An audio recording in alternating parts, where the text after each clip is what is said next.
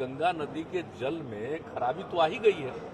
चारों तरफ से बिना मतलब का गंदा पानी जा रहा है, तो उसके चलते अब सीधे पीने के लायक है।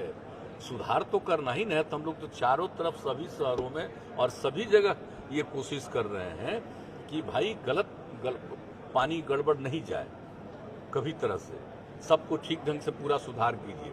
तो अभी तो कुछ ही सप्ताह तो नहीं, कुछ ही महीना पहले भी पूरी की पूरी फिर हम लोगों ने समीक्षा की है विभागीय काम के लिए। फिर देखेंगे ताकि तेजी से काम हो।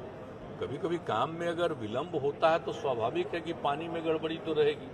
हम लोग तो चाहते हैं कि पानी में कोई गड़बड़ी नहीं हो, पानी एकदम स्वच्छ हो।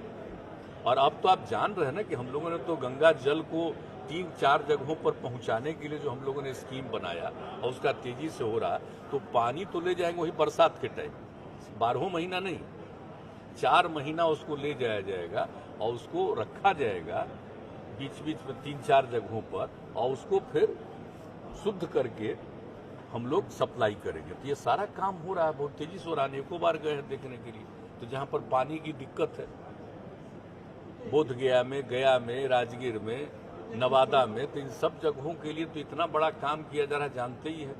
तो हम लोग तो उसमें लगे ही हुए। लेकिन अगर पूरे तौर पर अब बाद में तो कहीं अगर हमसे पूछिएगा तो इतना ज़्यादा जो नीचे से पानी सब लोग निकालता है, अगर उससे मुक्ति मिले तो जल का लेवल ठीक रहेगा। तो उसी के लिए तो हम लोग चाहेंगे कि बरसात के समय में ही जो गंगा जल में जितना पानी रहता है उसी पानी को कुछ निकलवा करके और हम लोग पीने के पानी का इंतजाम करवावें। तो अभी कुछ जगहों पर शुरू किया, उसमें अगर सफलता मिलेगी तो हम तो भाई, आप आज ऐसा मत समझिएगा, मेरे मन की इच्छा पटना के लिए